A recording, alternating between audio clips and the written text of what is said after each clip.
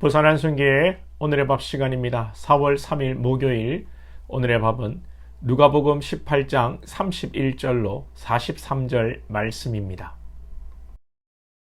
예수께서 12제자를 데리시고 이르시되 보라, 우리가 예루살렘으로 올라가노니 선지자들을 통하여 기록된 모든 것이 인자에게 응하리라. 인자가 이방인들에게 넘겨져 희롱을 당하고 능욕을 당하고 침뱉음을 당하겠으며 그들은 채찍질하고 그를 죽일 것이나 그는 3일 만에 살아나리라. 하시되 제자들이 이것을 하나도 깨닫지 못하였으니 그 말씀이 감추었으므로 그들이 그 이르신 바를 알지 못하였더라. 여리고에 가까이 가셨을 때에 한 맹인이 길가에 앉아 구걸하다가 무리가 지나감을 듣고 이 무슨 일이냐고 물은데 그들이 나사렛 예수께서 지나가신다 하니 맹인이 외쳐 이르되 다윗의 자손 예수여, 나를 불쌍히 여기소서. 하거늘 앞서가는 자들이 그를 꾸짖어 잠잠하라. 하되 그가 더욱 크게 소리질러 다윗의 자손이여, 나를 불쌍히 여기소서. 하는지라. 예수께서 머물러 서서 명하여 데려오라 하셨더니 그가 가까이 오매 물어 이르시되 내게 무엇을 하여 주기를 원하느냐? 이르되 주여, 보기를 원하나이다. 예수께서 그에게 이르시되 보라, 내 믿음이 너를 구원하였느니라. 하심에 곧 보게 되어 하나님께 영광을 돌리며 예수를 따르니 백성이 다 이를 보고 하나님을 찬양하니라. 예수님께서 12제자를 데리시고 예루살렘으로 이제 가시면서 선지자들이 기록한 대로 다 예수님에게 응한다고 말씀하십니다. 선지자들이 기록한 것은 구약의 말씀입니다. 우리가 잘 아는 이사야의 말씀 53장은 예수님이 고난당하시고 죽으시는 내용을 너무나도 선명하게 기록했습니다.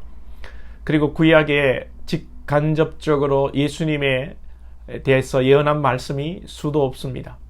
예수님의 사역은 명확합니다. 고난받으시고 멸시를 당하시고 십자가에 결국 죽으시고 3일 만에 부활하시는 것인데 제자들이 깨닫지를 못합니다. 34절에 제자들이 이것을 깨닫지 못하였으니 이 말씀이 감추었으므로 그들이 그 이르신 바를 알지 못하였더라. 예수님께서 분명히 천국을 말씀하시고 예수님의 순환을 말씀하셨으나 이들이 깨닫지 못했습니다. 물론 예수님께서 비유로 많이 말씀하시기도 하셨지만 예수님의 순환을 명확하게 말씀하셨습니다.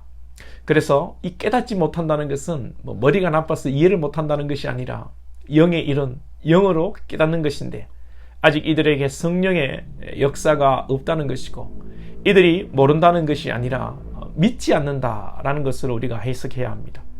제자들은 예수님의 죽음을 믿고 싶지 않았을 것입니다. 또 물론 이 죽으시고 살아나신다는 믿음이 있다면 먼저 예수님의 죽으심을 받아들였을 것입니다. 그러나 그들은 믿지 않았습니다. 자, 그런데 여리고에 가까이 가셨을 때 한 맹인이 구걸하다가 예수님의 소식을 듣고 외치기 시작합니다. 다윗의 자손 예수여, 나를 불쌍히 여기소서. 외쳤다고 하면 너무 신사적이고 이 맹인이 신사적이기보다는 분명히 고래 고함을 쳤을 것입니다. 그러자 앞서가는 자들이 꾸짖어 잠잠하라고 합니다. 그러나 이 맹인은 아마도 바디메오이지요. 바디메오는 더 크게 소리를 지르고 예수님을 부릅니다. 제자들은 어제 보신 바와 같이 아이들을 제지했습니다. 오늘은 맹인 바디메오를 제지했습니다. 왜요? 돈이 안 되고 자신들이 세울 나라의 맹인은 불편한 존재이기 때문입니다. 제자들은 예수님과 3년이나 동고동락 했음에도 불구하고 예수님을 예수님으로 모시지 못했습니다. 그런데 이 바디메오 맹인이 예수님을 다윗의 자손 예수로 부른다는 것은 다름이 아니라 예수님을 메시아로 구원자로 고백한다는 것입니다. 그런데 예수님의 처방은 눈을 뜰지어다 이런 말이 아니라 내 믿음이 너를 구원하였느니라. 곧 바디메오는 보게 되고 하나님께 영광을 돌리고 예수님을 따르게 됩니다. 이 바디메오의 고백은 즉 예수님에 대한 믿음이었습니다. 제자들의 영안이 아직도 어두운 반면에 바디메오의 영안은 밝았던 것입니다. 예수님을 보고도 여전히 제자들은 특히 베드로가 어제 뭐라고 했습니까? 오늘 본문 앞에 어제 내용에 베드로는 28절에서 자기의 것을 다 버리고 예수님을 따랐다고 했습니다. 이게 뭡니까? 예수님을 제대로 알지 못하면서 예수님을 위해 모든 것을 버렸다? 이것은 예수님을 위해서 버린 것이 아니라 자기 인생을 위해 배팅한 것입니다. 그리고 자기의 것을 다 버리고 따랐다고 자기의 의로움을 드러내는 것이죠. 그러나 바디메오는 예수님을 알았고 믿었고 또 예수님 앞에서 자신의 존재를 알았습니다. 어떤 존재입니까? 베드로처럼 포기할 것조차도 없는 아무것도 없는 불쌍한 존재라는 것을 알았습니다. 그래서 베드로는 나는 나의 모든 것을 포기하고 주님을 따른다고 했지만 바디메오는 그저 불쌍히 여겨 주옵소서라고 했던 것입니다. 도대체 이 믿음은 어디서 나옵니까? 바디메오가 예수님께 반응한 것은 나사렛 예수가 지나간다는 소리를 듣고 반응했습니다. 나사렛 예수. 이 나사렛이란 말은 나제르, 잘라진 밑둥이라는 히브리어입니다. 잘라진 밑둥, 나제르. 그러니 큰 기대감이 없는 존재라는 말입니다. 잘라진 밑둥은 이제 소망이 없는 것입니다. 큰 나무가 잘라져 버렸으니 무슨 소망이 있겠습니까? 유대인들은 예수님을 보고 나자르, 나사렛에서 무슨 선한 것이 나겠느냐? 나사렛은 그만큼 볼품없고 잘나는 것 없는 소망이 없는 것을 상징하는 것입니다. 자, 그런데 이사야 11장 1절에 구약에 이새의 줄기에서 한 싹이 나며 그 뿌리에서 한 가지가 나서 결실할 것이요, 이런 말씀이 있죠.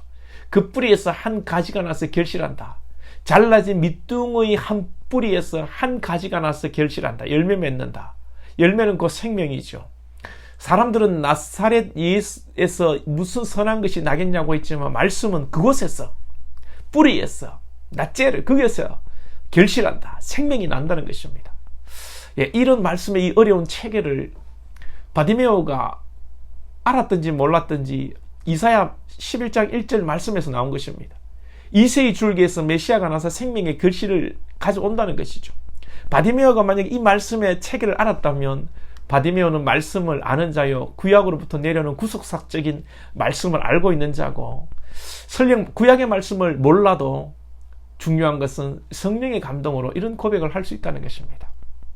솔직히 바디메오가 맹인이고 거지인데 무슨 말씀에 정통한 자였겠습니까? 물론 이것도 제 편견일 수 있는데, 만약에 바디메오가 몰랐다면 이 고백은 성령의 감동이라는 것이고, 말씀을 깨닫는 것도 성령의 감동이죠. 오늘 바디메오는 나사렛 예수, 나제르라는 소리를 들었습니다. 믿음은 들음에서 나며 들음은 그리스도의 말씀으로부터 나는 것이고, 성령의 감동으로 이 말씀을 깨닫고 주의 일에 동참하는 것입니다. 저와 여러분이 이 은혜 속에 살아가기를 축복합니다.